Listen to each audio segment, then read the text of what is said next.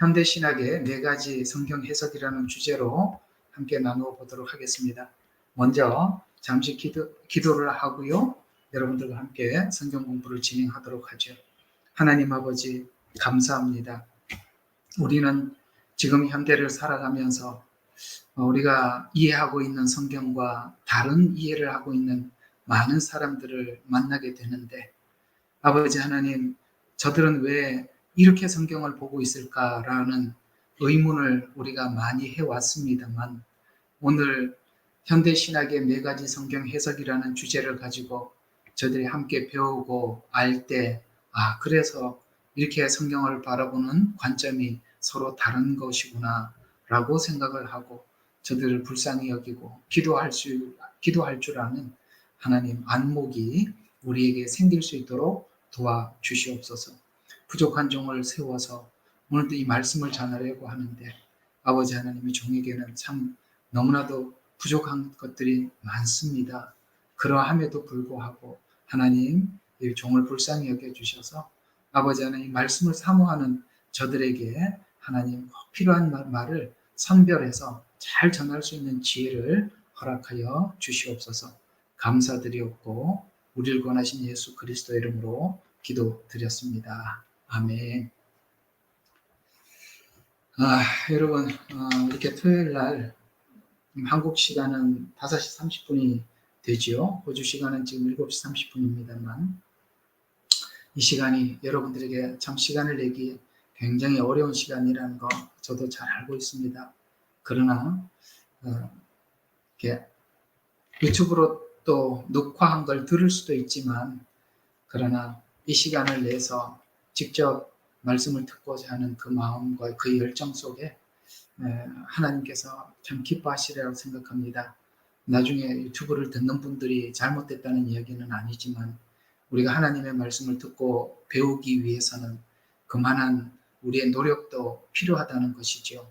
그래서 오늘 이 듣는 말씀이 여러분들에게 큰 은혜가 되시기를 바라고, 제가 여러 가지로 고민하는 과정 속에서 우리가 지금 함께 교회를 다니고 계시지만, 여러분과 제가 보는 성경이나 또 다른 분들이 보는 성경이 다르지는 않는데, 이게 해석에서 문제가 생기게 되면 우리가 성경을 바라보는, 또 하나님을 이해하는 게 서로 다르게 되지 않습니까?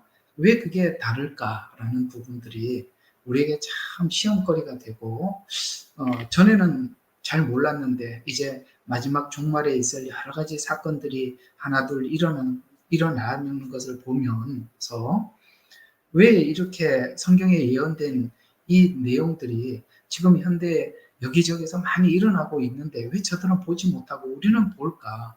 그래서 봐서 가서 얘기를 하면 사람들이 그걸 잘 믿으려고 하지 않죠. 그게 다 무엇이냐면, 지금까지 어떤 잘못된 성경관이 그들을 많이 마취를 시켜놨기 때문에 보지 못해서 그러는 것이거든요. 왜 이렇게까지 되었나? 과연 이렇게 마지막 때가 되면 될수록 사람들이 이렇게 되어야만 하는가에 대한 이런 이해를, 과연 성경에는 어떤 부분에 대해서 이런 그 마지막 종말에 이런 일들이 일어날 것에 대해서 언급한 부분이 있을까? 있죠. 그래서 이게 성경에 그런 내용들이 이미 예언되어 있다면, 지금 현재 일어나는 이런 다른 성경관을 가지고 다른 신앙을 가진 것이 결코 이것이 우연히 일어난 사건이 아니라 성경은 이미 처음부터 우리에게 이 이야기를 했었구나라는 것을 오늘 저와 여러분이 함께 공부를 하면서 하고 여러분들이 많은 부분들이 이해가 될 것입니다. 그래서 이제는 더 이상 다른 사람들에 대해서 왜 그래? 왜 그런 신앙을 가지고, 왜 그렇게 다른 어떤 성경관을 가지고 있어? 라고 질책할 것이 아니라 그들을 불쌍히 여기고 우리가 기도할 줄 아는 기도 방향이 좀 바뀌었으면 하는 마음으로 오늘 강의를 시작해 보고자 합니다. 자, 여러분, 자유주의 신학의 영향으로 우리의 원래 성경을 해석했던 보수적 성경관, 여러분 보수적 성경관이라고 하면 정확하게 초대교회 사도들이 가지고 있는 성경관을 이야기하는 것입니다. 그래서 보수적이고 근본적인 성경관이 이렇게 많이 바뀌게 되었죠. 마치 이것은 첫 에덴 동산에 있었던 일이 지금 그대로 있기 때문에 일어나고 있기 때문입니다. 그래서 이제 나중에 쭉 보겠습니다만 창세기 3장에 기록되었던 그 하나님께서 하신 말씀이 변질된 이 성경을 이 마지막 요한계시록 22장 가장 마지막 장이죠. 거기에 또다시 하나님이 한 번 더 질문하는 것으로 성경의 모든 이야기를 닫는다는 것을 참 유의해서 보면 이 창세기 2장 3장에 일어났던 일들에 대해서 아담과 하와가 이 잘못된 성경관을 갖도록 사단이 중간에 와서 성경을 자꾸 변질을 시키고 성경 내용을 왜곡을 하지 않습니까? 그렇게 그 왜곡한 성경 말씀을 하와는 받아들이게 되고 그 받아들였던 말씀을 아담에게 또 전가해서 그 둘은 모두가 하나님의 심판을 면할 수 없게 되었고 에덴에서 추방되고 영원한 심판을 우리가 받을 수밖에 없었던 이 사건을 다시 요한계시록에 와서 다시 한 번 더 우리에게 질문하죠. 그런 것으로 성경은 이렇게 마무리한다는 차원에서 보면 우리는 참 깜짝 놀랄 일들이 이 마지막에도 다시 재현된다는 것을 우리가 이해할 수가 있게 됩니다. 그래서 여러분 이런 부분들을 우리는 꼭 한 번은 이해를 하고 넘어가야 하고 반드시 이해를 해야 하는 것입니다. 이것은 그냥 신학을 하는 신학자들이나 혹은 설교를 하고 목회를 하는 목회자들만 알아야 되는 것이 아니라 직접 여러분과 제가 부딪히고 있는 현장 속에서 이런 일들이 지금도 주변에 일어나고 있음에 대해서 우리 모두 부인할 수가 없잖아요. 그래서 우리는 꼭 이 문제를 한 번은 짚고 넘어가야 하기 때문에 오늘 이 문제를 한번 여러분들과 함께 언급하고 함께 해보려고 합니다. 자, 그러면 이 에덴에서 일어났던 일들, 지금 현재 오늘 여러분들과 함께 이 네 가지 성경 해석이라는 주제를 가지고 하는데요. 이 네 가지 성경 해석의 그 방식은 이렇게 이제 표현할 수가 있는데요. 하나는 보수주의자들이 성경을 해석하는 방법이, 관점이 있어요. 저 같은 사람들은 철저하게 보수주의적 관점에서 성경을 해석하고 있는 사람이라고 생각을 하면 됩니다. 어쩌면 여러분들도 이런 보수주의적, 원래 성경이 말씀하고자 하는 이 보수주의적 성향을 가지고 있는 분들이라고 생각합니다. 제 설교를 즐겨 듣는 분들을 보면 대부분이 아주 굉장히 보수적인 성향을 가지고 있는 분들이거든요. 그래서 이런 것을 이제 찾아다니다가 이 성경 해석이라고 생각을 하고 있었는데 목사님이 그렇게 성경을 해석해 주시는구나 라고 제 성경을 많이 듣고 있는 것으로 알고 있습니다. 저는 굉장히 보수적인 성경 해석 방법을 취합니다. 또 자유주의자들이 해석하는 성경 해석 관점이 있어요. 또 신정통주의. 자, 요거 이제 여러분들이 오늘 좀 귀담아 들어야 될 내용인데요. 신정통주의. 이게 뭐냐? 이 신정통주의 해석은 지금 현재 신학교에서 배우고 있는 성경 해석 방식이 어떤 신학교는 자유주의 신학의 노선을 타고 신학 해석을 지향하는 그런 신학교가 있는가 하면 대부분이 좀 그러니까 조금 새롭게 등장하고 있는, 예를 들어서 순복음 신학이나 아니면 감리교 신학이든가 이런 쪽은 정통주의적 성향을 가지고 있고요. 또 하나는 여러분 전혀 다른 사람들, 문익한 목사라든가 뭐 어쨌든 우리나라에 좀 좌편향된 신학, 그걸 보고 급진주의적 신학, 그러니까 급진주의 신학하고 자유주의 신학이 좀 이렇게 고리가 있고요. 그다음에 보수주의 신학과 그러니까 신정통주의 신학이 조금 고리가 있는데 보수주의와 신정통주의는 또 다른 성향이 좀 있습니다. 그런 부분들을 좀 한번 나눠보도록 하겠습니다. 그러니까 우리가 누구에게 어떤 신학적 영향을 받고 신앙생활을 하느냐에 따라서 여러분들이 성도들과 여러분들이 다른 교회, 여러분 다른 교우들과 대화를 해보면 왜 다르지? 그래서 그렇습니다. 보수주의적 신학, 성경 해석을 가진 목회자 아래서 설교를 들었느냐? 자유주의 신학적 성경 해석을 가진 목회자인데 들었느냐? 신정통주의냐? 급진주의자냐에 따라서 그래서 다른 것입니다. 그러니까 오늘 여러분들과 강의를 다 하고 듣고 나면 아하 하고 여러분들이 이제 이렇게 무릎을 탁 치게 되고 이해가 될 것입니다. 이해가 되었으면 좋겠어요.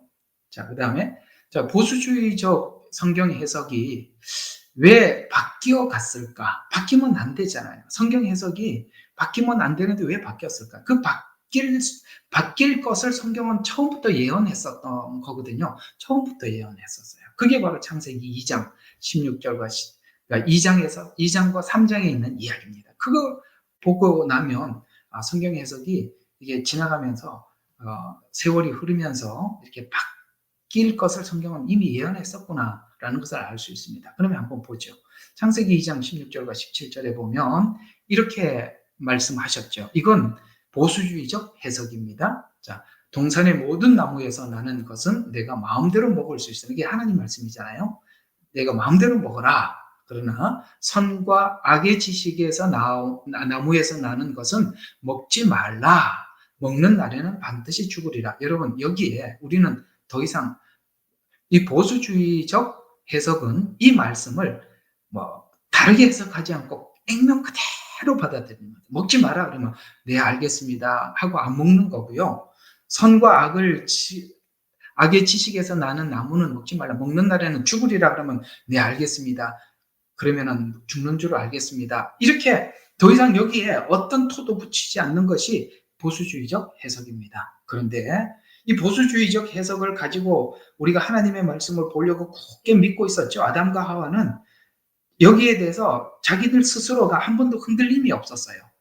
계속 그냥 이 말씀 그대로 그냥 선악과는 먹지 않고 동산에 있는 모든 나무 실과만 그냥 먹고 살았었어요. 그런데 누가 개입하죠?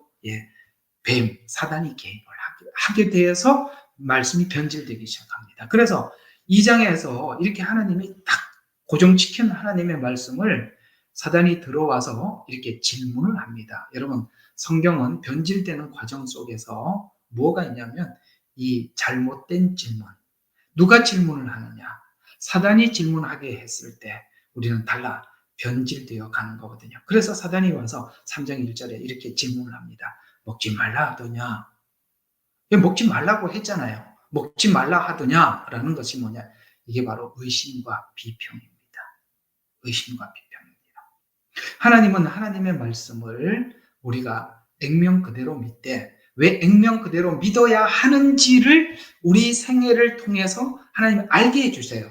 하나님 그냥 묻지 마, 무조건 따라해 이런 분은 아니에요. 둘째 아들이 세상에 나가서 경험하고 돌아오잖아요. 경험하고 돌아와서 하나님의 아버지의 그 말씀의 절대성, 그 아버지 집에 거하는 것이 얼마나 소중하고 귀한지 체험하고는 돌아오게는 하시지만 그 돌아오게 하시는 것에서 하나님은 하나님의 말씀이 얼마나 옳은지 알게 하기 위해서 경험하게 하는 것이지 우리가 그냥 하나님의 말씀을 의심하고 비평해서 하나님의 말씀을 그렇게 받아들이게 하려고 하는 것은 하나님의 목적은 아니라는 거예요. 그러나 사단이 그렇게 개입을 할 때는 이 의심과 비평이 다른 방향으로 가게 하고 하나님이 개입하셨을 때는 하나님의 말씀이 절대적으로 옳습니다라고 받아들이도록 하는 거예요. 그래서 이런 상황이 비슷해 보이지만 사단이 개입해서 하느냐 하나님이 개입해서 하느냐는 결과가 다르다 이 말이에요. 그래서 이 부분에 대해서 우리가 사단에게 끌려가서 잘못된 의심, 잘못된 비평을 하기 시작하게 되면 그 잘못된 비평이 들어올 때는 사단이 끌고 갈 때는 뭐가 함께 들어오게 만드느냐면 탐심이 들어오게 해서 탐욕이 들어와서 하나님의 말씀을 해석하게 하는 거예요. 이게 창세기 3장에서 우리에게 하고 싶은 중요한 메시지예요. 여러분, 아담과 하와가 에덴 동산에서 먹지 말라, 먹는 날에는 죽으리라라고 하나님이 말씀하셨을 때 그들은 한 번도 의심하지 않았었어요. 그러나 사단이 들어와서 먹지 말라 하시더냐라는 이 질문을 했을 때 거기에 하와의 뭐가 이렇게 뭐하고 만나죠? 사단의 의심과 비평과 하와의 탐심이 만났을 때 변질되는 거예요. 그러나 우리가 하나님께서 하실 때는 우리 속에 있는 탐심이 있음을 알고 탐심을 내려놓게 하는 방식은 하나님이 훈련하는 방식이고, 사단이 개입을 하면 그 탐심이 변질된 말씀으로 흘러가 버린단 말이에요. 알아들으시겠습니까? 이게 잘 알아들으셔야 돼요. 이게 내가 자꾸 반복하는 것이 하나님께서 우리가 하나님의 말씀에 대해서 설득도 하지 않고 이해도 안 시키고 무조건 믿어라 이렇게 하시는 분은 아니라는 거예요.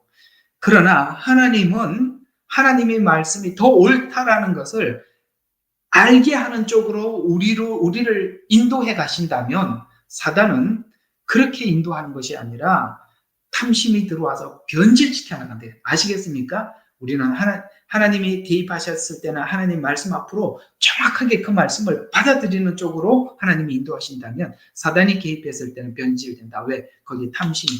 아시겠습니까? 우리는 그 정도는 캐치할 수 있잖아요. 내가 지금 하나님의 말씀에 대해서 확고한 믿음을 갖기를 소원하는데 그 소원하는 것에서 내 탐심을 집어넣어서 하나님의 말씀을 확인하려고 하면 변질돼요. 그래서 내 속에 탐심을 가지고 하나님의 말씀을 확인하려고 한다라는 것에 대해서 우리가 캐치할 수 있는데, 그걸 부인하면 우리는 계속 사단에게 잡혀서 전혀 다른 성경 이야기로 끌고 가게 되는 것입니다. 여기 보면 끌려가고 있잖아요. 창세기 3장 1절에 먹지 말라 하시더냐라는 의심과 비평의 질문으로 시작해서 이 의심이 결국에는 사단이 개입을 하니까 이렇게 이끌려가요. 3절에 보면 여자가 그 뱀에게 우리가 동산나무에 관해서는 하나님께서 말씀하시기를 너희는 먹지도 말고. 여러분, 말이 너무 많죠. 말이 너무 많잖아요. 뭐라고 얘기해요? 우리가 동산나무에 관해서는 하나님께서 말씀하시기를. 여러분, 하나님의 말씀은 아주 단순해요. 예와 아니오로 결정하는 거예요. 하나님께서 주시는 말씀 앞에 어떤 말씀에서는 예, yes, 어떤 말씀에는 아니요, 이렇게 대답을 하는 이 단순한 대답인데, 그걸 단순한 대답을 말을 질질 끌고 있잖아요. 여자가 그 뱀에게 우리가 동산나무에 관해서는 하나님께서 말씀하실 그것은 먹지도 말고. 여러분, 먹지도라고 그랬습니까? 먹지 말라고 했죠. 여기 왜 도가 들어갑니까? 여러분, 이 도와 만이 참 중요합니다. 만 하면은 딱 끊는 것이고 도는 이어가는 거지 않습니까? 왜 이어가려고 합니까? 먹지도 이런 말씀 하셨어요? 아니죠. 먹지 말라라고 했는데 여기에 먹지도가 들어갔습니다. 여기에 이게 이제 바로 우리가 사단이 개입했을 때 성경을 바라보는 관점이 점점점 하나님의 절대적인 말씀에서 변질돼서 다른 방향으로 끌려가고 있다는 것이죠. 먹지도 이런 말씀하지 않았습니다. 먹지 말라 이렇게 말씀하죠. 그 다음에 만지지도 말라. 여기 이건 뭐죠? 더해진 거죠. 아까 먹지도라는 이 도는 없었던 말을 붙였죠. 근데 만지지 말라는 말도 없던 것을 만들었어요. 여러분, 이게 바로 잘못된 비평이라는 거예요.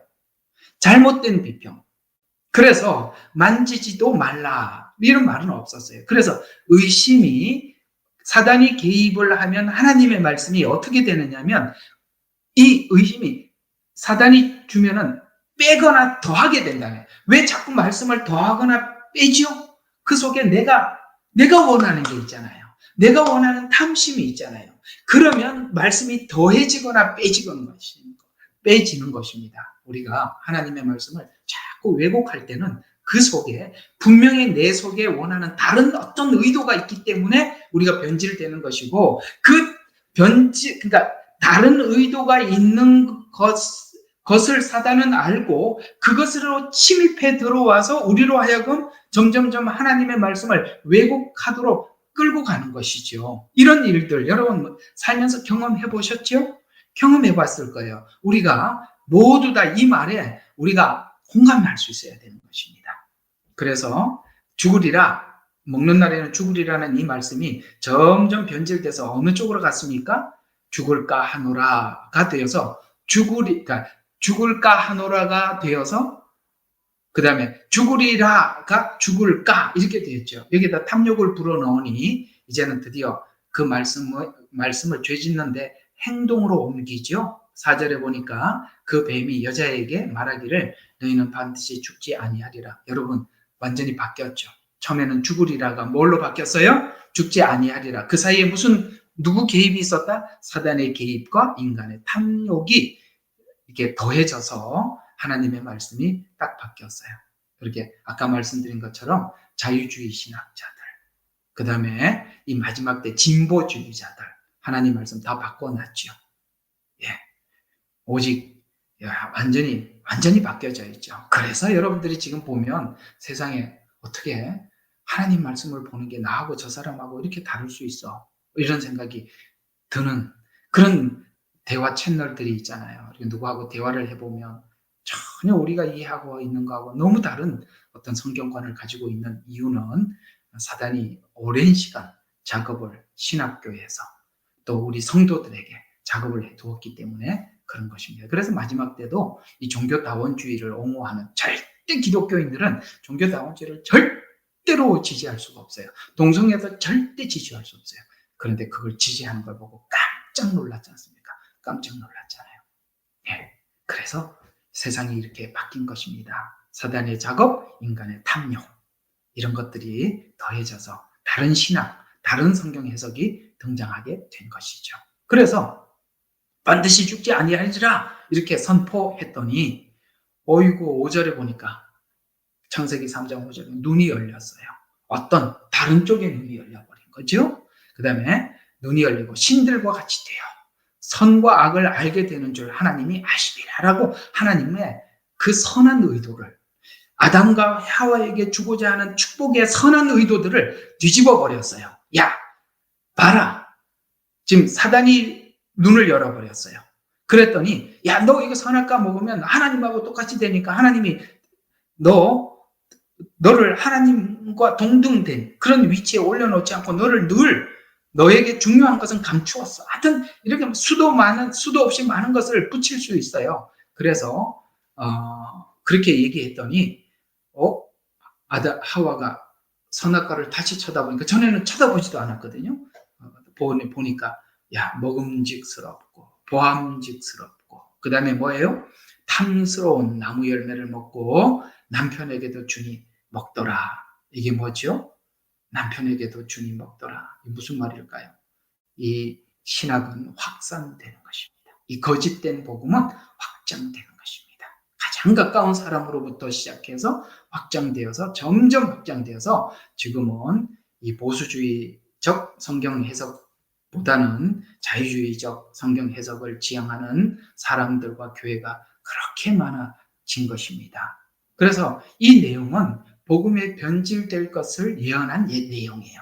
그래서 이 복음이 왜 이렇게 변질되었을까? 처음부터 성경의 기록 가장 앞장에서부터 2장 3장에서부터 성경은 변질될 것이다 라고 말씀하고 있고, 너희들이 아담과 같은 성향, 하와와 같은 성향을 가지고 있을 때 우리는 이 변질된 복음을 받아들이게 될 것이다 라고 성경은 처음부터 우리에게 예언을 하고 시작한 것이죠.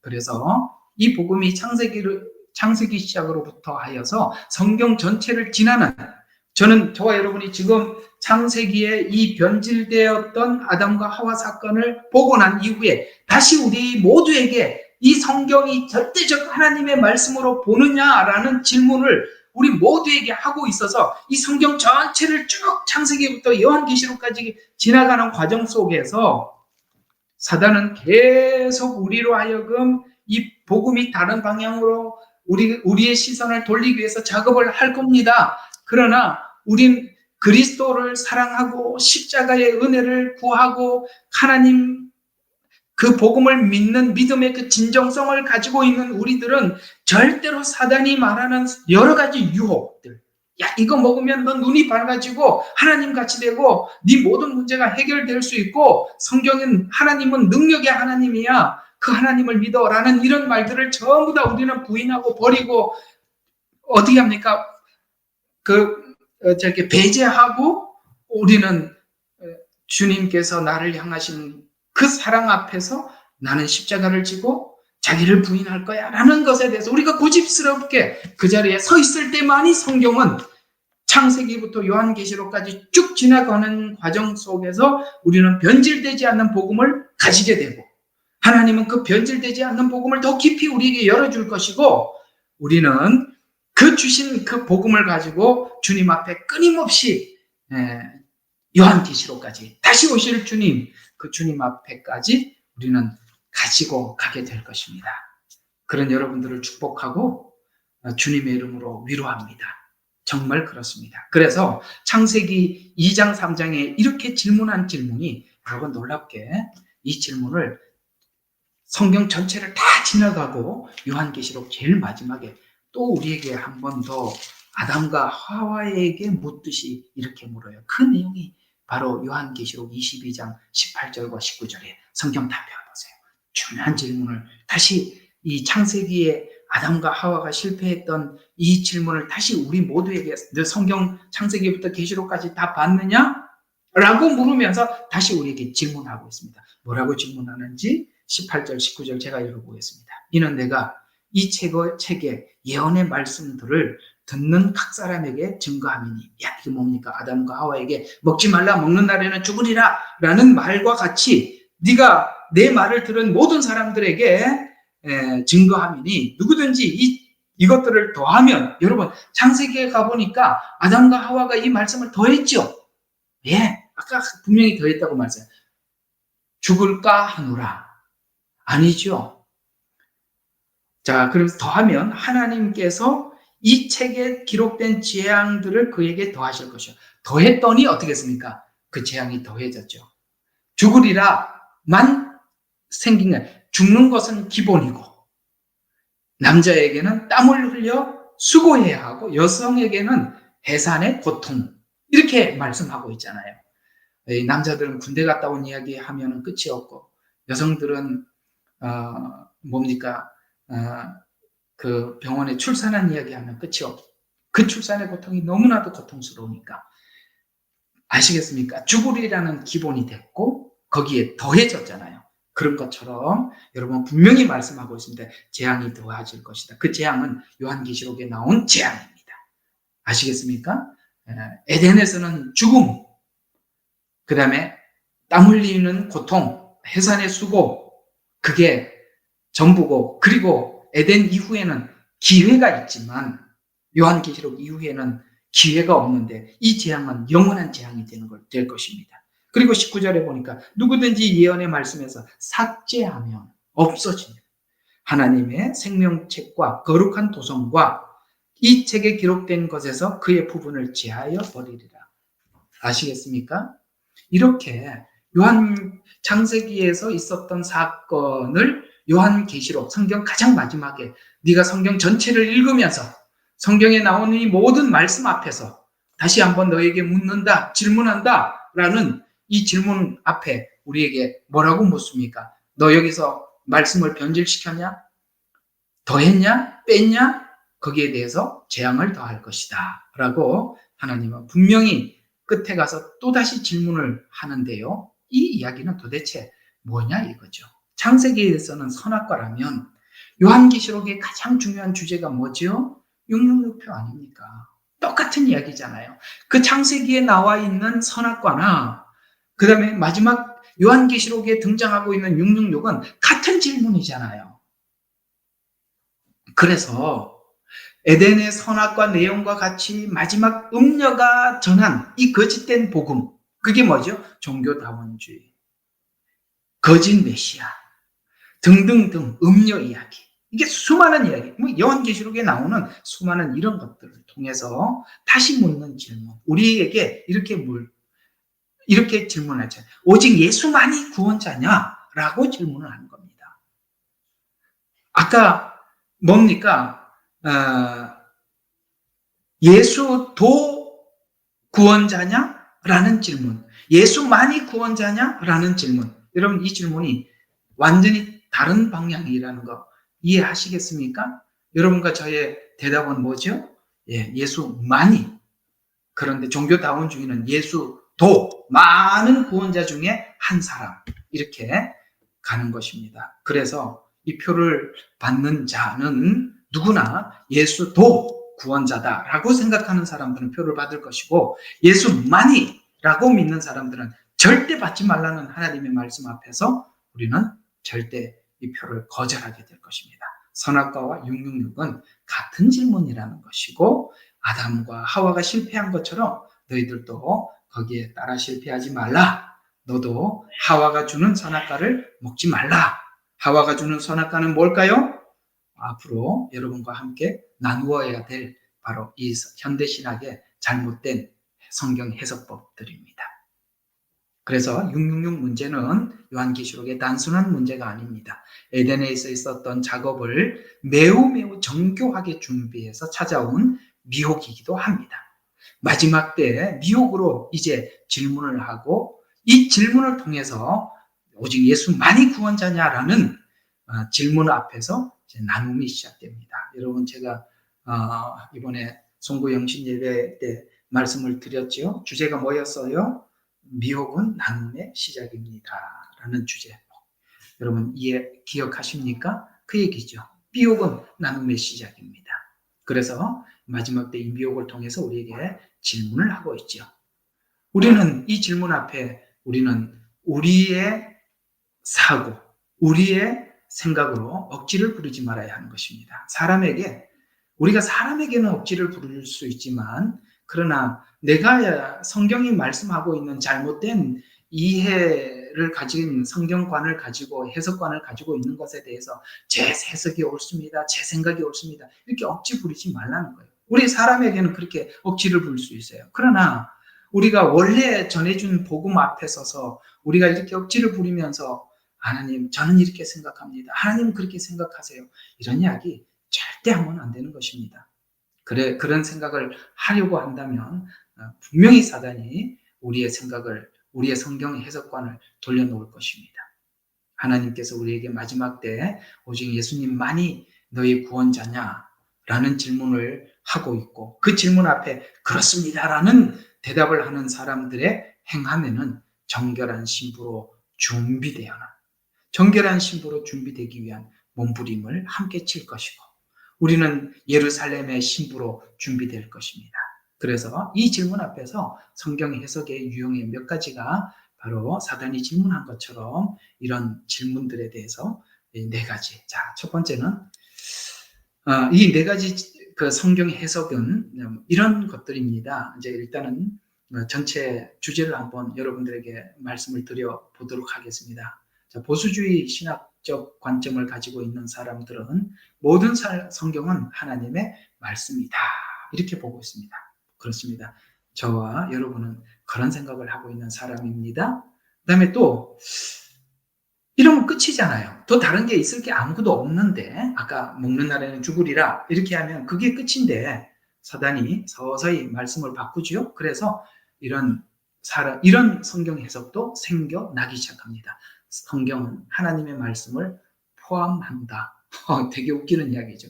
우리한테는 너무 우스운 이야기인데 이걸 수용하는 사람들이 굉장히 많습니다.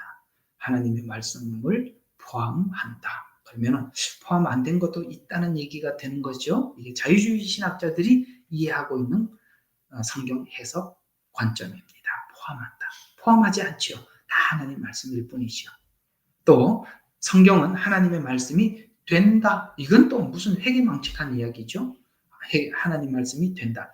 그러면 안 되는 것도 있다는 것이거든요. 이게 이제 신정통주의. 이게 보통 지금 신학교가 이 신정통주의 신학을 바탕으로 신학교에서 가르치는 것입니다. 거기에 우리가 아마 여러분들도 이름을 들어봄직한 사람이 있을 것입니다. 신학교에서 이 신학자를 굉장히 중요시 여기는데 칼바르트라는 신학자입니다. 칼바르트. 혹시 들어보셨나요? 예.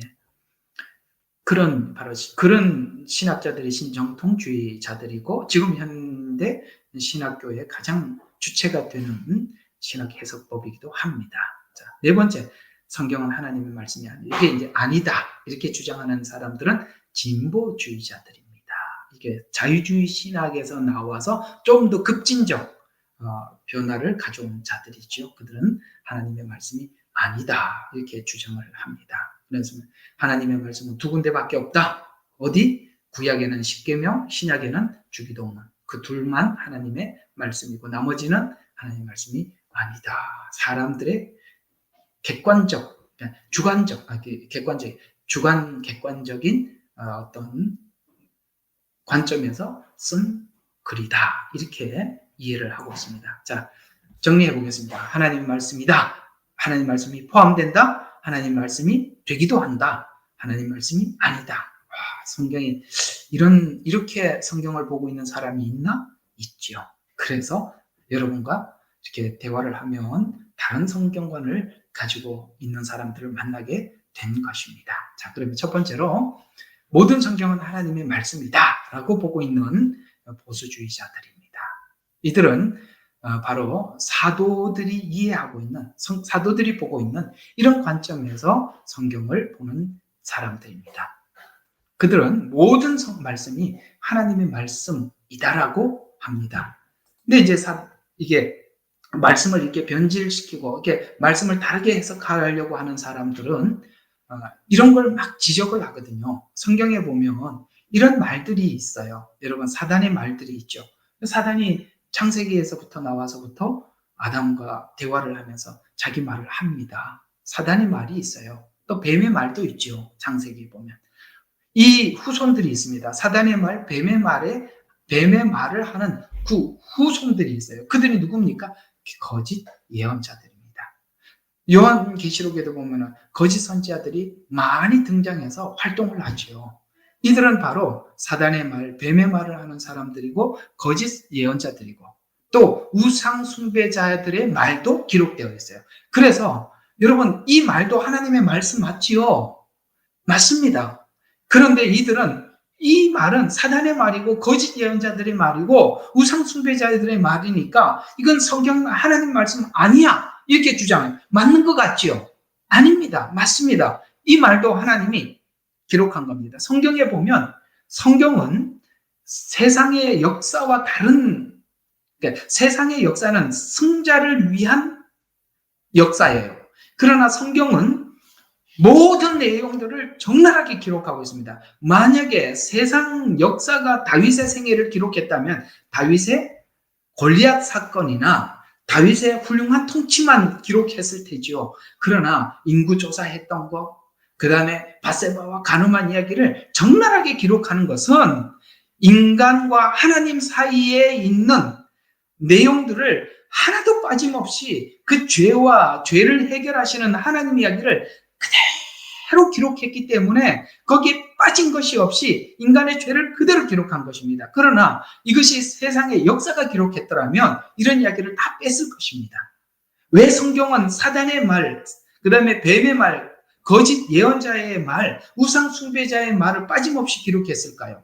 이것을 통해서 그들의 말을 통해서 하나님을 알리기를 원하는 것이고 이들이 활동하고 있다는 것을 알리기 위함이고 이들이 이렇게 말을 하고 있으니까 이렇게 하면 우리도 미혹에 빠진다는 걸 가르쳐주기 위해서 이 말을 다 집어넣은 것이지 그래서 우리에게 교훈, 책망 이런 걸 주기 위해서 이 말들을 다 집어넣은 것인데 이들은 사단의 말이요, 뱀의 말이요, 거짓 선지자의 말이나 우상 숭배자의 말은 하나님의 말이 아니다.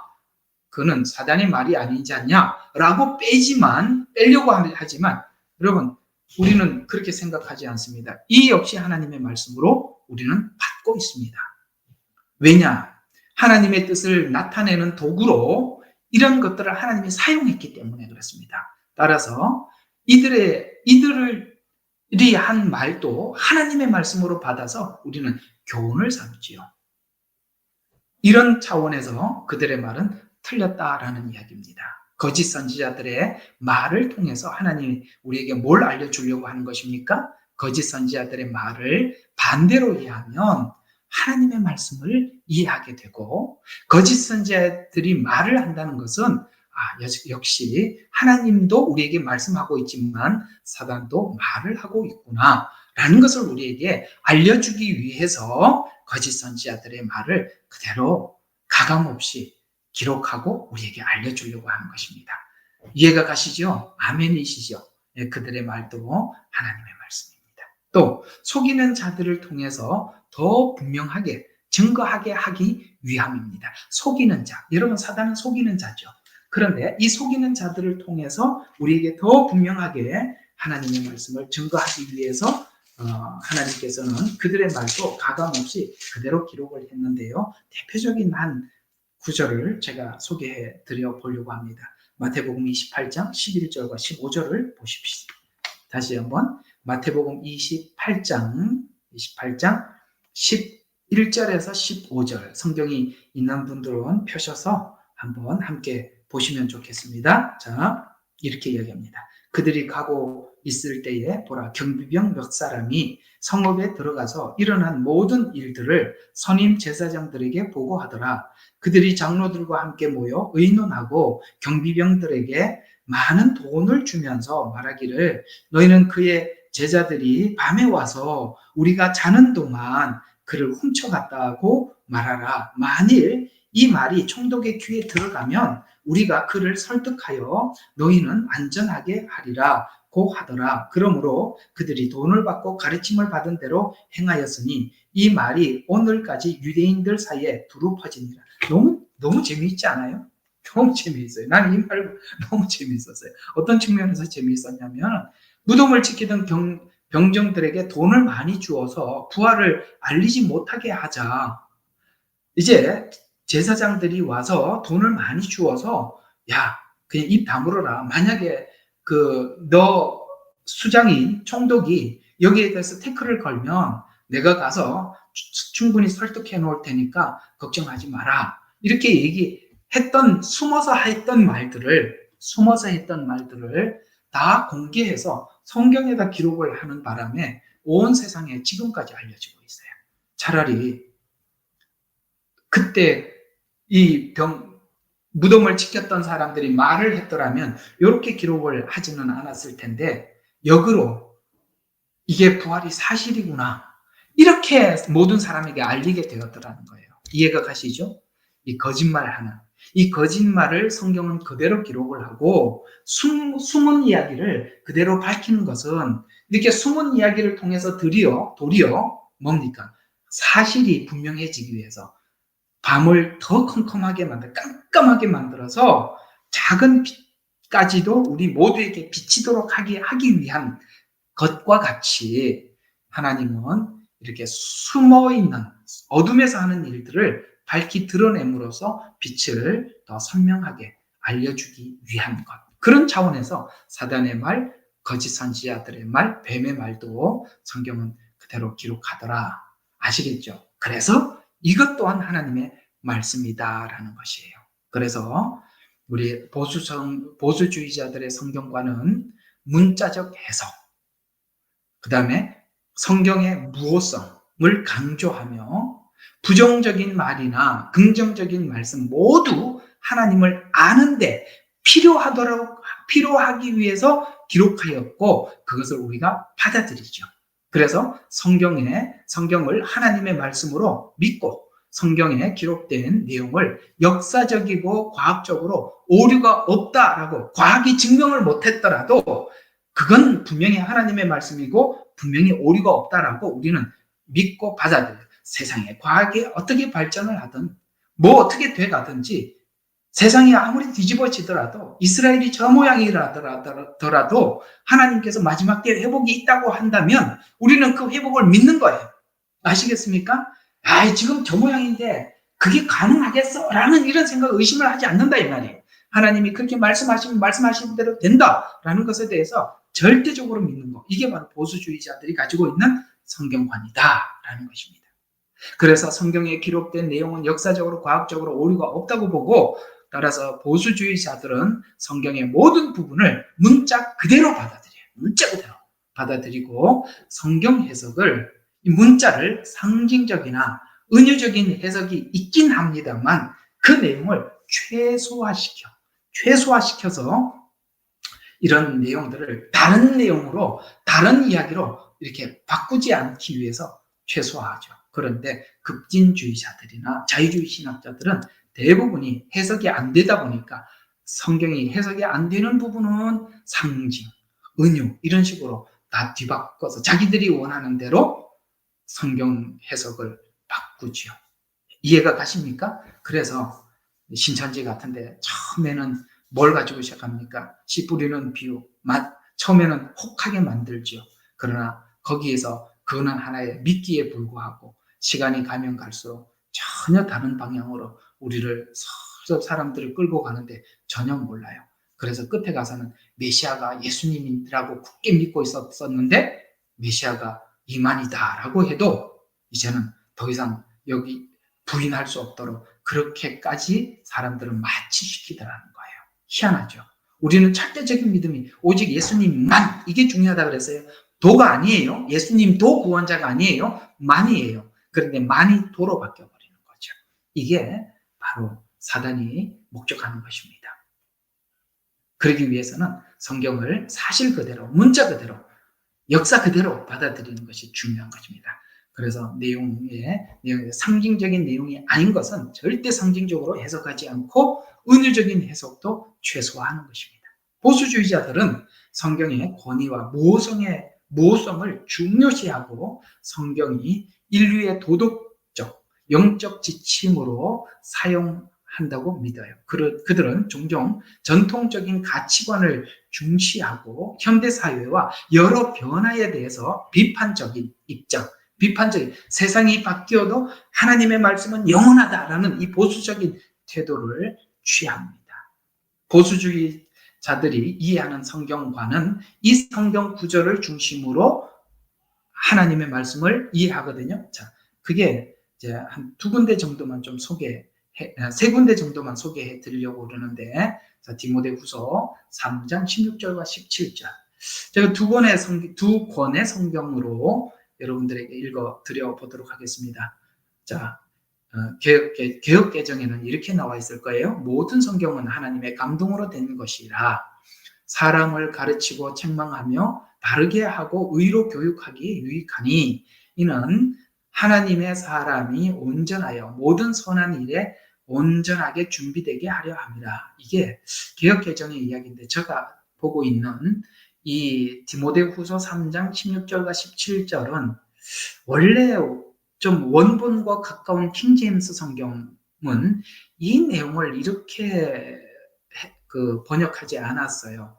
그러니까 저는 이 번역이 이게 참 좀 문제가 많이 만들었다라고 생각하거든요. 킹제임스 번역을 한번 들어보세요. 좀 많이 달라요.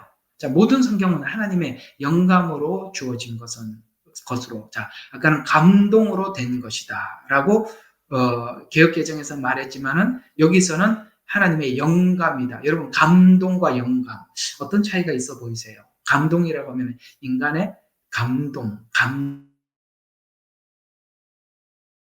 이런 생각이 먼저 떠올리게 되고, 그다음에 하나님의 영감 이러면은 인간의 감동보다는 하나님의 절대적 어떤 메시지 이렇게 생각하지 않겠어요? 이렇게 감동이라는 단어와 영감이라는 단어의 차이를 느낄 수 있습니다. 그래서 사람들이 느끼는 어떤 하나님의 말씀의 절대성에 대해서 이 개역 개정은 약간 한 발짝 멀리 가게 만들고 킹제임스 성경은 굉장히 한 발짝 다가오는 느낌을 갖도록 이렇게 좀 다른 번역을 했어요. 그 뒤에도 좀 다릅니다. 어떻게 다르냐면, 자, 영감으로 주어진 것으로 교리와 이렇게 나와 있어요. 그런데 이 디모데후서에서는 된 것이라 사람을 가르치고 이렇게 나와 있어요. 그랬다 보니까 이 디모데후서 3장 16절 17절 말씀이 설교의 모토가 되어버렸어요. 성경은 사람들마다 받은 감동이고 이걸 가지고 사람들을 가르치고 책망하고 교육하고 이렇게 쓰기 위해서 교훈을 자꾸 찾아 들어가기 시작한 거예요. 여러분, 성경은 교훈 정도를 찾고 구하라고 준 것은 아니지 않습니까? 근데 킹제임스 성경은 그렇게 말하지 않고 교리라고 말을 함으로써 교리, 이게 원어로 무슨 말이냐면, 원어로 보면 이런 말이에요. 진짜 복음, 진리, 이런 뜻을 가지고 있어요. 아, 성경은 하나님의 영감으로 복음을 전했구나. 이렇게 원래는 성경은 우리에게 알려주려고 했던 건데, 여기에는 감동으로 교훈 이렇게 들어가는 바람에 이 교리라는 이 중요한 것을 놓치게 되었어요. 진짜 복음, 진리, 이걸 놓치게 되었죠. 그 뒤에 있는 이제 책망은 같습니다. 책망. 이 책망은 뭘로 책망을 했을까? 역사적 사실과 바탕으로 책망을 했고, 바로잡음과 이렇게 바로잡음, 여기는 앞에는 의로 교육하기에, 바르게 하고 의로 교육하기 이렇게 나와 있는데, 바로잡음과 의로 훈육하기에 유익하니 이는 하나님의 사람이 온전하게 되어, 온전하게 되어라고 하고 있고, 여기는 온전하게 준비하게 하려 함이라. 그러면서 뒤에 모든 선한 일에 철저히 구비되게 하려 함이라. 선한 일에 구비돼요. 아직 부족한 부분들을 채우게 하기 위함이다. 그래서 이 개역개정과 킹제임스 성경이 이게 뉘앙스가 너무 이렇게 서로 확 달라요. 확 와닿는 감정이 달라요. 그러니까 영감, 감동 이런 부분들, 교리라는 말이 빠져버렸죠. 개역개정에는. 근데 여기는 킹제임스에는 들어와 있어요. 아, 진짜 복음을 복음 이렇게 얘기해서, 여러분 성경은 복음을 전달하는 것이지 여기에 무슨 우리에게 교훈을 주려고 하는 것은 아니지 않습니까? 이해가 가시죠? 바로 이런 정말 중요한 이 성경 구절, 이게 교회 다니면 가장 먼저 외우라고 추천하는 성경 구절인데, 여기서 우리가 약간 뭔가 이렇게 마음에 분명한 선명한 뭔가를 받아들이지 못하게 되었었어요. 그래서 이 번역에 참 문제가 있어 보이고, 이 성경 번역 역사도 보면 사단이 개입한 부분들이 굉장히 많아서 우리가 이렇게 신앙이 선명하지 못해요. 성경을 분명히 알면 신앙이 뚜렷하고 분명해지는데, 우리 신앙이 뭔가가 뚜렷하고 분명하지 못하고 뭔가가 좀 이렇게 문제가 있는 것은 바로 이게 성경관에 문제가 있는 것과 연관이 있습니다. 자, 두 번째로 소개할 성경 구절은 오늘 원래 시작하기 전에 읽고 시작하려고 했었는데 깜빡 지나갔던 베드로후서 1장 20절과 21절입니다. 자, 성경을 펴보시죠. 베드로후서 1장 20절과 21절. 개역개정을 보면 무엇보다 알아야 할 것은 성경의 모든 예언이 자기 해석에 의존한다는 것입니다. 예언은 결코 인간의 의지로 나온 것이 아니라 성령에 이끌린 사람들이 하나님께서 하시는 말씀을 전하는 것이다. 이게 이제 개역개정에서 한 말이고요. 킹제임스는 조금 이렇게 다르게 적었어요. 먼저 이것을 알지니, 성경은 어떤 예언도 사사로운 해석에서 나온 것이 아니다. 이렇게 말해요. 사사로운 해석에서 나온 것이 아니다. 여기 이제 개역개정에서는 예언은 자기 해석에 의존하지 않는다. 이렇게 나와 있고, 여기는 사사로운 해석에 나온 것이 아니다. 이렇게 나와 있고요. 자, 예언은 예언의 사람의 뜻에서 나온 것이 아니고, 이 모든 예언은 사람의 뜻에서, 이게 개역개정에서는 예언은 결코 사람의 의지 이렇게 표현했고, 여기는 사람의 뜻 이렇게 나와 있어요. 물론 비슷하지만, 예, 비슷해요. 자, 지나가 봅시다. 그래서 나온 것이 아니요, 오직 하나님의 거룩한, 킹제임스는 하나님의 거룩한 사람들이 성령의 감동으로 받아 말한 것이다. 여기는 성령에 이끌린 사람들이 하나님께서 하시는 말씀을 전하는 것이다. 그러니까 킹제임스는 원본 그대로 옮기려고 하다 보니까 말이 좀 딱딱하지요. 구어체가 아니에요. 그래서 그냥 성령의 감동으로 받아 말한 것이 아니다. 이렇게 말하고, 여기는 성령에 이끌린 사람들이 이렇게 해서 구어체를 써서 이렇게 어떤 그런 좀 차이가 있습니다. 베드로후서 1장 20절과 21절은 큰 문제가 없어 보이는데, 이 앞에 디모데후서 3장은 상당한 차이를 보이는 것을 우리가 볼 수 있습니다. 또 그래서 이 보수주의자들은 이 말씀은 성령의 감동으로 된 것이다, 오직 하나님이 준 말씀이다 라고 이렇게 확 고정화시켜서 보고 있어요. 한 군데 더 설명을 하면, 자, 이 말씀은 하나님의 말씀으로서 영원하다. 이게 시편 119편. 이게 말씀을 찬양한 시가서죠. 119편. 거기 160절에 보면 주의 말씀은 모두 참되고 주의 의로운 규례는 영원하다. 이거예요. 하나님이 우리에게 교훈하고자 싶어 하는 것은 하나님의 말씀은 참되다. 그 다음에 영원하다. 이 두 가지죠. 참되다, 영원하다. 이것이 결국은 하나님을 따라가서 말씀과 함께 하나님을 따라가면 얻는 결과물이 참됩니다. 영원합니다. 라는 두 가지가 딱 들어오게 돼 있어요. 그런데 이 사단을 따라가면 참되다가 어긋나서 딴 길로 가게 되고 영원하다가 다른 데로 기착을 합니다. 세상을 변화시키자. 뭐 이렇게 되는 것이죠. 제가 그 청년 때 나온 한 복음성가가 있는데 그 복음성가에 이런 게 있어요. 오라 우리가 세상을 변화시키자. 오라 우리가 예수 그리스도로. 우리가 뭣도 모르고 그 찬양을 그때 많이 불렀는데 지금 보니까 이게 자유주의 신학에서 나왔다는 걸 알게 되었어요. 우리가 세상을 변화시키자. 여러분 얼핏 맞아 보이죠. 너희는 세상의 빛이요 소금이라. 우리가 세상을 변화시키나요? 아니죠. 예수 그리스도께서 사람들을 변화시키죠. 네, 우리는 그 후반부에 나오는 예수 그리스도로 라는 이 말에 필이 꽂히겠어요? 아니면 오라 우리가 세상을 변화시키자에 필이 꽂히겠어요? 인간은 당연히 앞에 오라 우리가 세상을 변화시키자. 여기에 필이 꽂히죠. 예수 그리스도는 생각을 못하죠.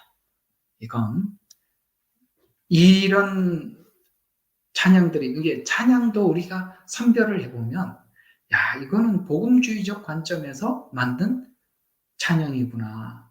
이거는 이게 진보주의자들이나 자유주의 신학자들이 자유주의 신앙관을 가진 사람들이 만든 찬양이구나. 이것도 선별을 할 수 있어요. 그래서 우리가 찬양을 부를 때도, 하나님 앞에 찬양을 부를 때도 그 부분을 선별해서 볼 수 있어야 하는 것입니다. 자, 여기까지 보수주의자들이 이해하고 있는 성경관. 먹지 말라, 먹는 날에는 죽으리라는 말에서 1도 양보하지 않고 0.1도 양보하지 않고 그대로 요한계시록까지 쭉 하나님의 말씀으로 그대로 본 자들, 이게 보수주의라고 표현하는 것입니다. 저는 여기에 속해 있습니다. 자, 두 번째, 성경은 하나님의 말씀을 포함한다라고 주장하는 성경관을 가진 사람들이 있습니다. 이것이 바로 자유주의 신학자들이 이해하고 있는 성경관이거든요. 그들은 성경에는 인류의 보편적인 진리가 담겨 있다. 보편적 진리. 이렇게 주장을 합니다. 이들은 이러한 보편적 진리, 그럼 인류가 가지고 있는 보편적 진리라고 하면 이들이 주장하고 있는 보편적 진리가, 그러니까 요 보편적 진리를 딱 올려놓고 이것만 성경에서 찾으려고 하는 거예요. 보편적 진리가 뭐냐? 사랑. 여러분, 이 자유주의 신학적 이해를 가지고 있는 교회나 이런 이해를 가지고 있는 설교자들의 설교를 보면은 오직 설교 속에 사랑을 담아요. 공의는 빠져나가고 없지요. 사랑, 그 다음에 자유, 그 다음에 평등, 평화, 이런 것들만 주장하거든요. 이해가 가세요? 그래서 여성 해방 신학, 그런 것들이 다 뭡니까? 왜 남녀가 평등하지 않아? 평등해야지. 여성이요, 평등하기 위해서는 자유를 얻어서 주방에서 나와라. 이렇게 하는 바람에 세상에 지금 그걸로 나타난 결과가 뭐죠? 이혼만 높아졌죠. 가정만 파괴됐죠. 아니요. 성경은 아내와 남편 사이에 질서를 분명히 말씀하고 있습니다. 아내들이여 남편에게 복종하기를 주께 복종하듯 하라. 남편들이 아내 사랑하기를 그리스도께서 교회를 사랑한 것 같이 사랑해라. 이렇게 분명히 말씀하고 있어요. 수평도 있지만 분명히 수직적 질서를 말씀하셨어요. 그런데 아까 여기 말씀, 자유, 사랑, 평등 이러다 보니까 이런 수직적인 관계들을 다 깨버리는 거예요. 그래서 여러분 한동안 학교 선생들이 욕을 먹고 목회자들의 비리를 찾아내서 공개하고 이래가지고 우리 한국 교회가 뒤집어졌잖아요. 그래서 어른이 없어졌어요. 여러분, 인간 사회는 스승이 있어야 되는 거고 어른이 있어야 되는 것입니다. 어른이 있어야만 통제되지 않는 사람들이 통제를 받을 수 있는 거예요. 왜 하나님은 정부라는 조직을 세워놓고 권위를 부여했을까요? 왜 교회를 세워놓고 목사에게 권위를 부여했을까요? 왜냐하면 인간이 스스로 자기를 통제할 수 없을 때 그 권위자의 권위에 의해서 통제를 받아야 하기 때문에 왜 그렇게 하나님이 그런 식으로 질서를 삼았을까요? 인간에 대해서 너무 잘 아는 거예요. 아시겠습니까? 이 권위들이 깨져버리고 무너져버리게 되면 권위가 무너지고 깨지게 하기 위해서 들고 나온 팻말들이 사랑, 자유, 평등 이런 것들인데요. 여러분, 사랑, 자유, 평등 성경에서 중요한 가치로 여기는 건 맞습니다. 그러나 거기에 뭐가 있느냐? 철저한 수직적 질서가 있어요. 하나님은 창조주라는 그것은 변하지 않아요. 우리는 피조물이에요. 피조물 안에도 질서가 있는 것이에요. 그래서 성경에 보면 복종해라, 사랑해라, 권위에 순복해라 이런 말들이 나오는 것입니다. 이런 걸 깨지요. 이런 걸 깨는 것은 교묘하게 사람들이 선악과를 먹으면 하나님 같이 될 것이다라는 이런 부푼 마음을 줘서 사람들이 여기에 다 들고 나오게 만들었어요. 여성들도 들고 나오게 노동해방신학이라 그래가지고 그 성경에 보면은 뭡니까? 주인이 있고 종이 있어요. 그렇죠? 에베소서 6장에 보면은 주인이 있고 종이 있어요. 그 관계가 서로 지켜야 될 것에 대해서 성경은 지적해주고 있어요. 그래야만이 그것이 직장이 유지되고 그리스도 안에서 온전한 기업이 된다고 분명히 말해주고 수직적인 이야기를 했어요. 그걸 깨버리죠. 여러분, 교묘한 악함입니다. 이게 깨지면 사회 질서가 깨지고 교회 질서가 깨지고 모든 것이 깨지는 거예요. 그러나 사람들은 이 말 좋아하죠. 사랑, 자유, 평등, 평화. 얼마나 좋아합니까? 그것이 다 사단이 만들어준 미끼라는 걸 아셔야 되는 것입니다. 그래서 세상이 이상해져 간 것입니다. 교묘한 사단의 속임수들입니다. 그래서 그들은 성경의 유대 종교의 역사적 발전에서 나타난 저급한 도덕 윤리나 편협한 종교관, 종교에 대한 독선적인 태도, 그리고 과학적 오류들을 기록하고 있다고 말합니다. 그러므로 그들은 이러한 종교 발전 역사를 시대별로 잘 연구를 해서 이런 오류들을 제거해서 사랑, 자유, 평등, 평화 이런 것들이 이렇게 이 땅에 만들어지도록 성경 안에 포함된 보편타당한 진리를 찾아내야 한다고 주장해요. 그래서 성경이 시대적으로 맞지 않게 정리해서 적용해야 한다고 보고 있어요. 그래서 시대가 바뀌면 성경도 바뀌어야 한다. 시대가 바뀌면 성경 해석도 달라져야 한다. 이렇게 주장을 하고 있는 겁니다. 그래서 요한계시록에서 하나님 다시 묻잖아요. 이렇게 많이 바뀐 시스템 딱 만들어졌죠. 바벨론 시스템이라고. 요한계시록 들으니까 이제는 이런 얘기 다 들을 줄 알고 제가 전합니다. 아시겠어요? 바벨론 시스템 멋지게 만들어놨습니다. 여기 들어올래 말래. 이건 사단이 만드는 위대한 걸작품이에요. 걸작품이라는 거 아시죠? 그러나 하나님을 믿는 사람들은 하나님의 말씀을 더하거나 빼지 않는 사람들은 분별을 하는 거예요. 저거 사단이 만드는 걸작품이야. 이건 지금 하와를 유혹했던 그 선악과야. 우리는 알죠. 절대 타협하지 않습니다. 그러나 여기에 너무나도 많은 사람들이 오랫동안 설교를 듣고 있었고 함몰이 되어 있기 때문에 마지막 때 종교다운지를 딱 꺼내놓는 순간 많은 사람들이 수용하게 될 것입니다. 이렇게 되는 거예요. 그래서 지금 세상이 이렇게 된 거예요. 아시겠어요? 이상한 게 아니라 성경은 이미 이걸 얘기를 하고 있었다고요. 그래서 이런 오류들을 보편타당한 진리를 찾아내야 한다고 주장하고 시대적으로 지금 현 시대에 맞는 내용들을 잘 정리해서 적용해요. 여러분, 세상에 성경 말씀이 시대가 바뀔 때마다 성경 말씀이 바뀌나요? 그럼 성경이 계속 나와야죠. 신사도 같은 게 왜 나옵니까? 신사도가 어디 있습니까? 구약에 있는 사도 전부인데 무슨 새로운 사도가 또 어디 있어요? 자꾸 만들어내지 않습니까? 없는 걸. 가짜입니다. 이런 얘기하면 속만 상하고 열만 팍팍 나요. 그렇게 되면 성경이 불변하는 진리가 되지 못하기 때문에 보수주의 성경관과 다를 수밖에 없어요. 그래서 부딪힐 수밖에 없는 거예요. 그런데 놀랍게도 이 마지막 때 이런 이해를, 이런 식으로 성경을 보고 있는 교회가 다수라는 게 우리로 하여금 너무 충격적이죠. 너무나도 많아. 이렇게 이해하고 있는 사람들이요. 그래서 이들은 시대에 따라 해석이 다르게 해석되어야 한다고 적용해야 한다고 주장하고 있어요. 그래서 성경을 이렇게 이야기합니다. 재해석해야 한다.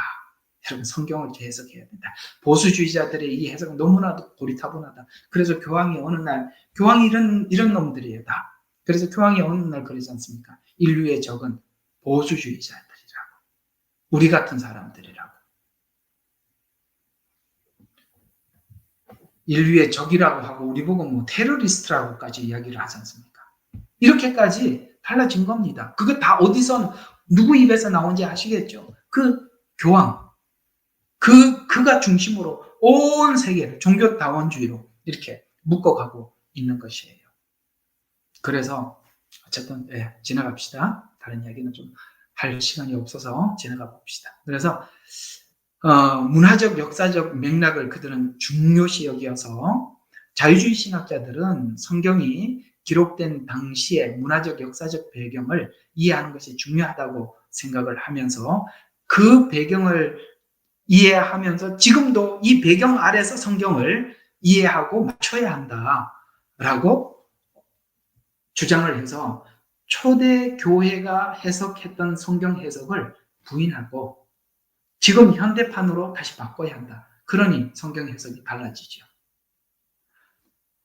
보수주의자들은 성경 해석을 자꾸 사도 시대로 돌아가서 그때 해석을 하고 지금 그대로 가지고 와서 다시 적용해서 현대 해석을 하고 미래 해석을 하고 이런 식으로 자꾸 이렇게 그때 해석을 기준으로 해서 또 이렇게 해석을 2차, 3차로 풀어놓잖아요. 근데 이 사람들은 그때 해석을 다 버리고 지금 새롭게 해석해야 된다. 이렇게 주장을 하고 있어요. 그러니 틀어질 수밖에 없죠. 실제적인 사건. 그렇다면 이런 문제도 뜨는 거예요. 생기는 거예요. 실제적인 사건. 여러분, 창조. 아주 간단하게 우리 다 볼 수 있는 창조로 보면 창조도 문자적으로 해석하지 않고 상징이나 은유적으로 해석하려고 한다는 거예요. 여러분, 창조가 어떻게 은유적이고 상징적으로 해석할 수가 있습니다. 하나님이 빛이 있으라 하면 저 하늘에 있는 그 빛이 있는 거잖아요. 근데 그게 어떻게 상징적으로 해석, 빛이 있으라 그러면 상징적으로 해석하면 어떻게 해석해야 되나? 저는 아예 머리가 안 돌아가는데요. 하나님이 육지와 바다를 나누라. 그게 나누어졌잖아요. 우리는 문자 그대로 그렇게 보고 있잖아요. 근데 그 나누라는 것도 또 상징적으로, 은유적으로 해석을 해서 또 이상한 해석을 만드는 거예요. 그러면 창세기부터 요한계시록까지 전부 다 이상한 해석이 되는 거예요. 아까 보수주의자들은 상징적인 해석과 은유적인 해석은 최소화한다 그랬죠. 근데 이들은 대부분 성경 해석을 상징과 은유로 해석하려고 합니다. 그러니 다르죠. 그래서 해석이 성경 이야기가 그 얘기가 아닌데 왜 저렇게 하지? 라고 우리가 생각했다면 이분들은 이렇게 성경을 해석하려고 하기 때문에 그렇게 하는 거구나 이렇게 생각하면 됩니다. 그래서 예를 들어서 창세기 창조 이야기를 문자적 역사적 사실로 보기보다는 상징적 메시지나 교훈을 담고 있을 뿐만 아니라 이것이 하나의 이 창조를 신화로 그 당시에 있었던 많은 사람들이 이렇게 모세 시대 때 있었던 사람들이 이렇게 구전으로 내려왔던 신화를 기록한 것이다. 이렇게 이해까지 하려고 한다라는 거예요. 이분은 여기 안 들어오시겠습니다만, 제가 이렇게 계속 음성 파일을 올릴 때 어떤 분이 이렇게 저하고 이렇게 카톡을 연결하셔서 제게 계속 메시지를 보내주는데 이상한 거예요. 근데 이분 얘기를 가만히 들어보니까 양심에 찔리지 않으세요? 그 거짓말 하는데 그 마음에 부담이 없으세요? 이런 식으로 하시는 거예요. 그래서 내가 무슨 양심에 찔리는 말을 했나? 내가 무슨 양심에 부담, 그게 무슨 소린가 하고 가만히 들어봤더니 그분이 어느 이야기를 계속 빙빙 돌리다가 딱 이런 이야기를 합니다. 목사님, 그거 창세기 창조 신화라는 거 모르세요? 알면서 왜 거짓말 하세요? 이렇게 얘기를 하시더라고요. 아시겠죠? 왜 그런지. 여기 자유주의 신학자들이 그렇게 이야기를 한 것입니다.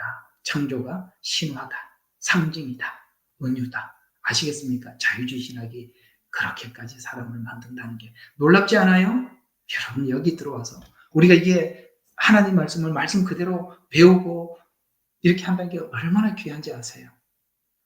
신정통주의 여러분들과 함께 또 이제 나중에 다음이 신정통주의예요. 그건 나누겠습니다만 지금 제가 아까 말했던 지금 신학교가 신정통주의라는 기본을 중심으로 해서 신정통주의를 기본으로 지금 신학교에서 가르치고 있다 그랬잖아요. 여러분, 신정통주의 그것도 일부는 우리에게 많은 도움을 주었어요. 이 자유주의 신학과 반박하기 위해서 나온 신정통주의인데 그게 반박에서 또 잘못된 길로 간 게 있다 이 말이에요. 그러니 참 우리가 처음에 받은 이 복음을 그대로 유지한다. 그래서 성경에 보면은 그 바울이 서신서를 보내면서 내가 너희에게 전한 소식 그대로 받았다면 너희들이 참 잘하였도다. 그것을 계속 지키기를 원한다. 이런 이야기들을 이 서신서에 계속 집어넣은 이유가 그런 것입니다. 우리가 이 말씀이 중간중간에 얼마나 옆으로 셀 수 있는 것을 사단은 여러 가지를 우리 앞에다가 갖다 두고 우리에게 일로 가자, 이렇게 가자라고 할 때 우리는 오직 십자가만 생각하고 자기 부인을 할 것을 생각한다면 가지 않았을 텐데 그것을 조금 내려놓고 쉽게 가자라고 하면 우리는 금방 이 자유주의 신학이 던져준 먹이를 먹게 될 것입니다. 알아들으셨죠? 자, 그래서 과학과 이성적 사고를 맞지 않으면 이들은 이 과학과 맞지 않으면 이걸 자꾸 조합시켜서 이해하려고 합니다. 그래서 여러분 갭론이라고 있어요. 갭론. 그 갭론이 뭐죠? 아는 분들은 아시고 모르는 분들은 모르시는데 여러분 귀신을 많이 주장하고 있는 분들 중에 하나가 왜 그렇게 귀신을 이야기하냐라고 물어보면 그 하나님께서 창조 이전에 어떤 긴 시간이 있었다는 게 창세기 창조와 시간적으로 보면 한 6,000년에 지나지 않아요. 6,000년 이렇게 왔다 갔다 하거든요. 그러니까 구약 4,000년, 신약 2,000년 이게 전부인데 우리가 아시다시피 다윈의 진화론은 그 연수가 너무나도 길어서 몇억 년 전, 수십억 막 이렇게 어떻게 환산이 안 될 정도로 긴 시간을 주장하고 있지 않습니까? 그게 과학적 접근 방법이라고 하는데 여러분 다윈의 진화론은 완전히 사기라는 거 아시죠? 가짜잖아요. 그걸 그대로 성경과 조합하다 보니까 아무리 성경을 보면 6,000년밖에 안 되고 그 다음에 다윈의 진화론은 그 기간이 너무나도 길고 그걸 두 개를 적당히 그 과학과 성경을 조합시켜서 나온 게 계문론이에요. 그래서 그들이 귀신을 주장을 하고 있을 때 그 귀신이 어디서 나온 귀신이냐라고 물어보면 창조 이전에 어떤 이런 지금 우리가 살고 있는 이런 어떤 세상이 있었다는 거예요. 그때 많은 사람들이 살다가 다 죽고 하나님께서 재창조를 했다는 거예요. 그래서 그때 죽은 많은 사람들이 귀신이다라고 이렇게 주장을 하고 있어요. 이게 무슨 해괴망측한 성경에도 없는 이야기를 하고 있는 것입니까? 이것이 바로 과학과 맞지 않는 성경은 다 배제하고 과학과 이해가 되는 성경만 받아들이려고 하다 보니까 이게 이해가 안 되는 것은 섞어서 조합시키려고 하다 보니까 이런 이상한 신학이 등장하게 되는 것이에요. 그런 것처럼 과학과 이성이 사고가 맞지 않으면 서로 조합시켜서 이해하려고 합니다. 과학과 이성의 중요성을 강조합니다. 이들은. 그래서 자유주의 신학자들은 과학적 지식과 이성적 사고를 중요시하고 이것을 통합해서 성경을 해석하려고 합니다. 여러분 그렇게 하면 해석이 된다 안 된다? 당연히 안 되죠. 예, 과학이 성경을 증명하기도 합니다. 아시겠죠? 과학이 성경을 증명하기도 합니다. 그러나 과학이 성경을 증명을 하지 못했다고 해서 성경의 말씀이 아니다라는 것은 아니지 않습니까? 성경은 첫째 하늘, 둘째 하늘, 셋째 하늘을 이야기하고 있는데 셋째 하늘을 누가 과학이 어떻게 하나님이 계신 그 보좌를 어떻게 관찰을 할 수 있겠어요? 그렇다고 과학이 하나님 보좌, 셋째 하늘을 관찰하지 못했다고 없는 겁니까? 아니지 않습니까? 우리는 성경에 나온 많은 이야기들이 과학적으로 증명할 수 없는 게 많이 있어요. 그런데 이 자유주의 신학자들은 확인이 안 된 것은 믿지 못한다라고 이야기를 하는 겁니다. 그래서 이들은 가짜라는 거예요. 이 해석은. 그러면 어떤 부분들은 받아들이고 어떤 부분은 안 받아들일 거 아닙니까? 또 이 자유주의 신학자들은 현 시대와 맞는 정의와 인간의 본성에 맞는 윤리를 재구성하려고 한다. 그래서 인간이 가지고 있는 지금 현대 윤리. 여러분 구약에 있는 윤리가 따로 있고 현대 윤리가 따로 있나요? 그래서 사회적 정의와 현대적으로 그걸 적용하려고 하다 보니까 현대 사회에서 적용하는 그 윤리적 가치를 새롭게 정립하려고 하다 보니까 아까 말씀드린 것처럼 시대에 따라서 성경은 다시 해석되어야 된다라고 주장을 한다고 그랬지 않습니까? 그러다 보니까 사회적 정의. 그래서 이상하죠? 국회에도 기독교인이라고 많이 있는데 이 사람들은 사회적 정의를 외쳐요. 그건 사람들인데 당장 먹혀 들어가죠. 우리 같은 사람들은 예수 믿어 천국 간다라고 막연하게 이야기하는 것 같고 이 사람들의 주장은 기독교인이라고 얘기하면서 세상을 변화시켜야 한다. 정의가 구현되어야 한다라는 이런 말을 하면 사람들이 확 달려오겠죠. 그러나 성경은 사회적 정의를 말하는 게 아니잖아요.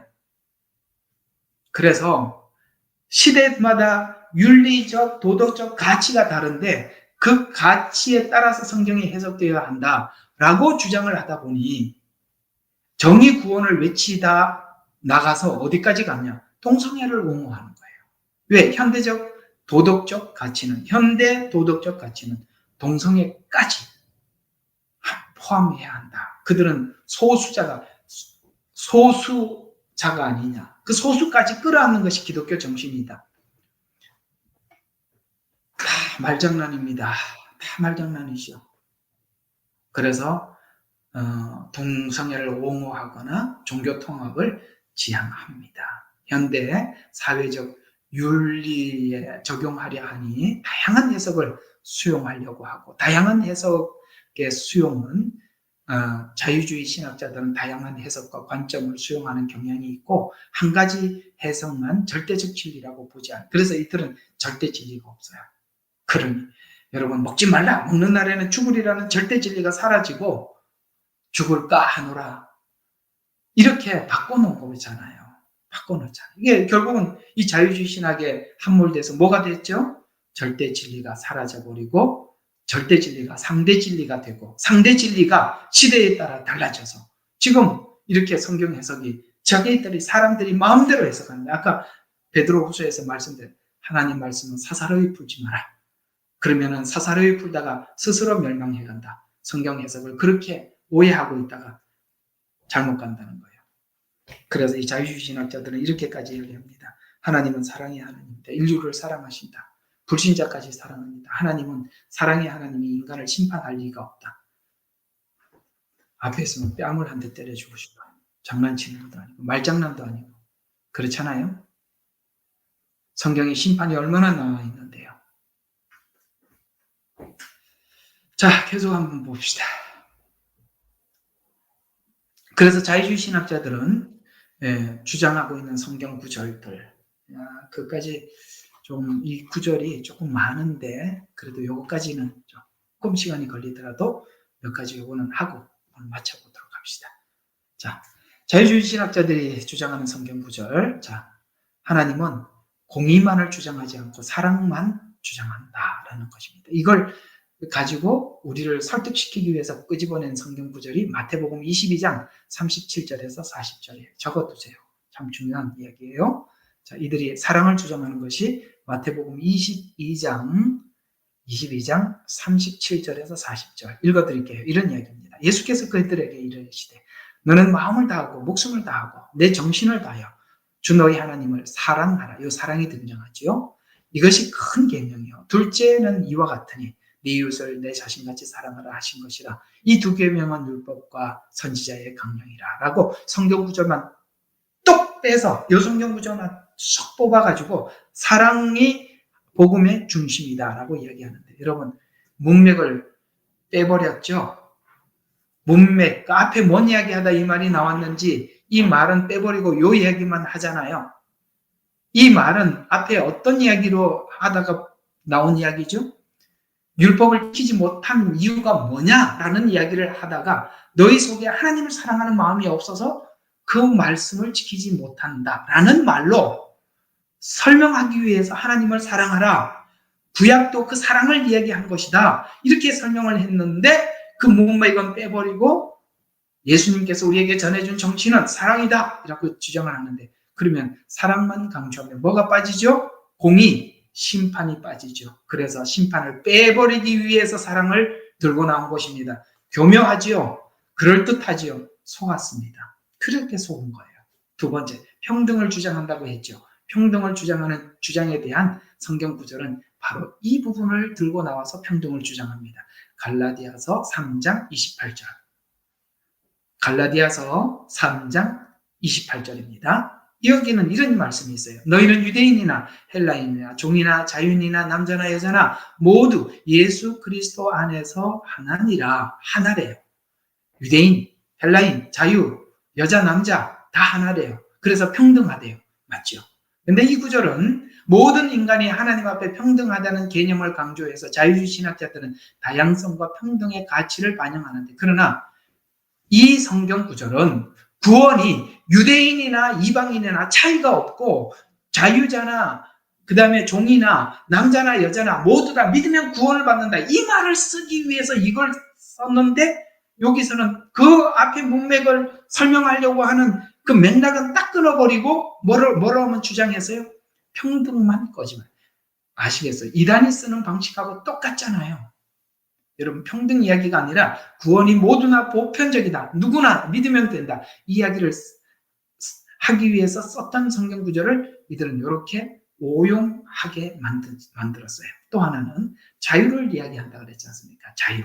이들이 주장하고 있는 자유, 민중신학, 여성해방신학, 공산신학 이런 것들이 다 평등, 자유 이런 거 가지고 나온 거거든요. 그럼 이 성경 구절은 어디서 인용을 했느냐? 요한복음 8장 23절. 요한복음 8장 23절에 보면 너희가 진리를 알면 진리가 너희를 자유케 하리라. 이 구절은 진리의 중요성과 그것이 제공하는 자유를 강조하는데, 이 구절은 율법을 지키려고 했던 사람들은 율법 때문에 속박 가운데 율법을 지키려고 했지, 예수님을 마음속에 영접하면 내 마음에 온전한 변화로 인해서 하나님의 말씀을 내가 억지로 지키는 것이 아니라 내 자유의지가 자유롭게 스스로 반응하면서 하나님의 말씀을 따라 지킨다. 이 말씀을 하면서 진리가 나다. 예수님 자신이 진리인데, 나를 알면 너희가 이제는 율법이 너희를 올가매서 지키려고 하는 게 아니라 그 자발적인 마음이 하나님 말씀을 지키게 해서 네 마음속에 자유함을 얻게 될 거야. 이렇게 표현한 이 이야기를, 복음을 설명하다 나온 이 이야기를 싹 빼버리고 뭐라고요? 진리가 자유케 하리라. 자유! 이 단어만 뽑았었다 이 말이에요. 나쁜 놈들이죠. 또 하나, 정의를 주장합니다. 이 정의는 미가서 6장 8절에 있는 이야기예요. 주께서 내게 무엇을 요구하는지 내가 알지 못하느냐? 내가 정의를 행하여 인내를 사랑하며 겸손히 내 하나님과 동행하는 것이다. 여러분,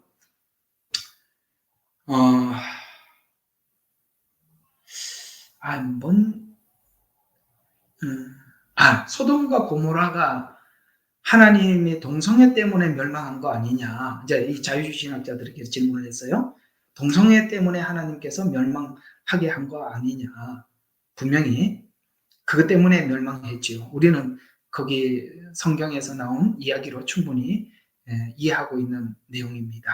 그랬더니 이 자유주의 신학자들이 봐라, 너희들이 동성애 옹호하고 그러는데 분명히 동성애 때문에 하나님 심판했는데 너희들이 이게 하나님 심판하셨던 이 일을 하자고? 라고 물었더니 아니야. 그 소돔과 고모라의 멸망은 동성애 때문에 멸망한 게 아니라 나그네를 대접하지 않아서 멸망한 것. 여러분, 소돔과 고모라 멸망이 나그네를 대접하지 않아서 멸망하는 이야기인가요? 참 들으면 화가 나지요. 아니지 않습니까? 그들이 주장하는 주장이 여기 이런 데는 너무나도 자기들이 주장이 약하니까 그걸 그렇게 둘러댔어요. 전혀 아닙니다. 성경은 이 정의를 이야기하면서 지금 율법이 망가졌다. 하나님의 말씀이 완전히 무너졌다. 그 증거가 뭐라고요? 지금 사회의 정의가 무너져 있고 그 다음에 인애, 사랑이 없다.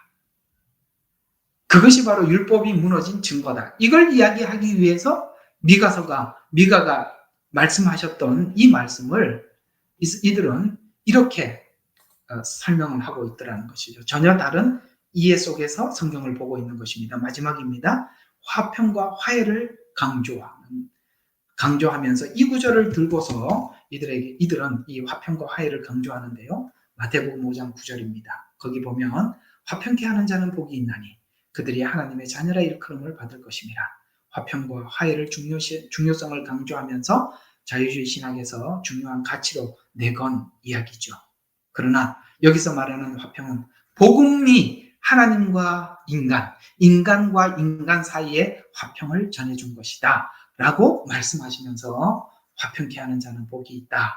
그들은 바로 하나님의 자녀다 라고 주님이 말씀하셨는데 그 복음의 중요성을 강조하기 위한 내용은 빼버리고 화평, 화해 이런 말들을 가지고 등장했었습니다. 자, 시간을 그래도 지켜왔네요. 자, 다시 한번 여러분들에게 정리를 해보겠습니다.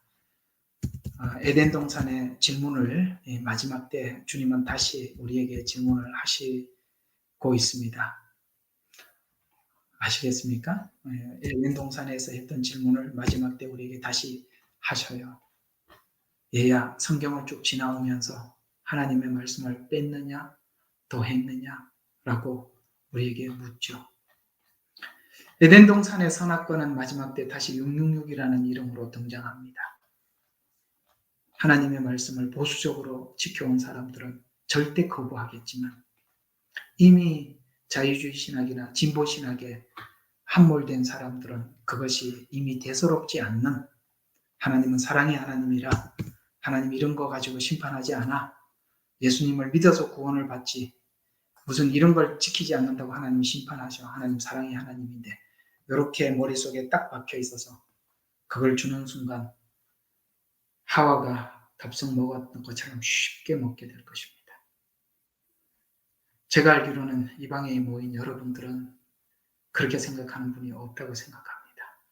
아마도 그렇게 생각하시는 분들은 이 유튜브 설교를 듣다가 빠져나가고 안 듣겠죠. 그러나 우리는 이 부분을 절대 양보할 수가 없습니다.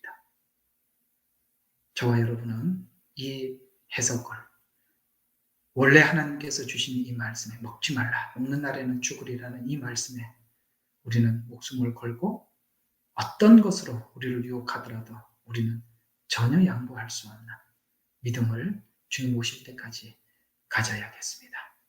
이렇게 함께 걸어가는 여러분들을 주님 이름으로 사랑하고 축복합니다. 기도하고 마치죠. 하나님, 참 우리는 오늘 이 강의를 통해서 많은 걸 생각하게 합니다. 또 우리가 이 강의를 들으면서 참 많이 슬프기도 합니다. 처음부터 이 이야기를 창세기 2장 3장에 기록하면서 성경 전체를 우리에게 전해주면서 다시 요한계시록에 묻는데 나도 모르게 성경 말씀을 자의적으로 해석해버린 많은 사람들은 이제 그 중요한 이 마지막 때 시험 앞에 노출되어 있고 그 시험에 굴복할 조건을 가지고 이 마지막 때를 살아가고 있습니다. 우리는 수많은 징조를 통해서 주님의 오시는 발자국 소리를 들으며 마음에 긴장하고 준비하고 있는데 저들은 태평하고 듣지 못하고 있는 저들을 불쌍히 여겨주시고 아버지 하나님, 사단이 펴놓고 깔아놓은 이 거짓된 복음으로부터 저들이 속히 구원받을 수 있도록 주님, 성령님 역사해 주시고 우리가 그들에게 말을 전할 때 저들이 들을 수 있는 귀를 주님 열어 주시옵소서. 예수 그리스도의 이름으로 감사하며 기도드렸습니다.